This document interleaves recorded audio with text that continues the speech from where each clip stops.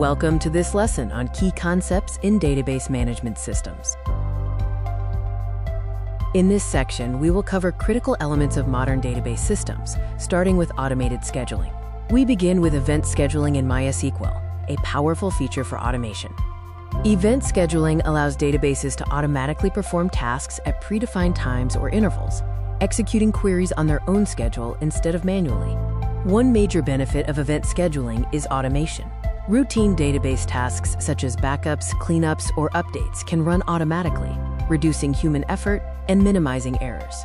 Another benefit is consistency. When tasks run on a regular schedule, data operations happen reliably, helping maintain the integrity and accuracy of the database. Event scheduling also improves efficiency. Resource-intensive tasks can be scheduled during off-peak hours, reducing system load when users are most active. Next, let's talk about concurrency. This is critical for modern database performance. Concurrency occurs when multiple users access and interact with a database at the same time. Modern systems must handle many simultaneous operations while maintaining stability. Concurrency control ensures data consistency, meaning that the data remains accurate even when many users modify it.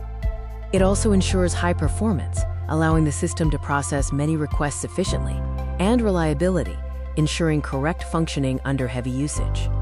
Concurrency is especially critical in systems such as banking platforms, e-commerce websites, and airline reservation systems, where many users interact with the database simultaneously. Now let's understand the concept of a transaction. A transaction is a logical unit of work in a database that consists of one or more operations. These operations must be completed together as a single task.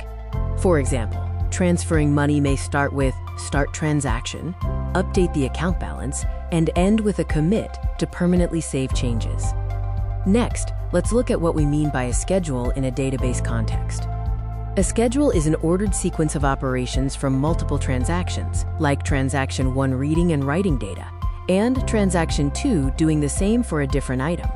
The order in which these operations occur determines whether the database remains correct and consistent. Proper scheduling is essential to ensure that concurrent transactions do not interfere with each other. One type of schedule is the serial schedule. In a serial schedule, one transaction completes all its operations before the next transaction begins. This approach has no overlap between transactions.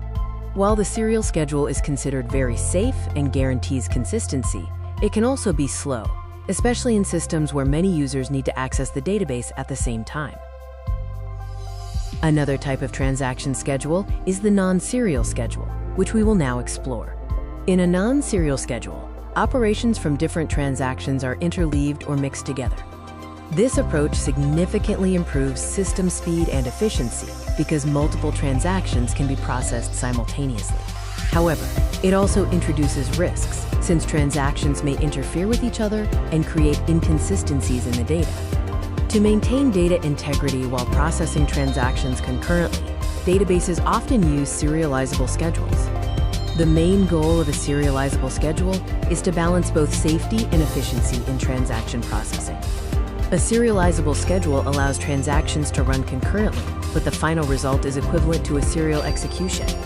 This means that even though operations may be interleaved, the outcome remains correct and consistent, making serializable schedules vital for concurrency control. When multiple transactions run at the same time, several critical concurrency problems can occur. The first is a dirty read. This happens when a transaction reads data modified by another transaction before it's committed. If the other transaction rolls back, the data read becomes invalid. Next is a non-repeatable read. Here, a transaction reads the same row twice but gets different results because another transaction modified the data between the two reads. A third issue is a phantom read. This occurs when a query is executed twice, but the second execution returns additional or missing rows because another transaction inserted or deleted records. Finally, there is the lost update problem, which happens when two transactions update the same data, but one update overwrites the other, causing one set of changes to be lost. To control these concurrency issues, databases use different isolation levels. The serializable level provides the highest isolation, ensuring transactions behave as if executed one after another, offering maximum data integrity. Repeatable read allows reading only committed data and prevents most inconsistencies, but it may still allow phantom reads. Read committed ensures that only committed data is read, but it allows both non-repeatable reads and phantom reads. Finally, read uncommitted offers the fastest processing but allows many concurrency issues, such as dirty reads. In conclusion, effective concurrency control is essential for any modern database system. Choosing the right isolation level is a critical decision that impacts how your database handles multiple transactions. The correct choice helps you effectively balance data integrity with overall system performance.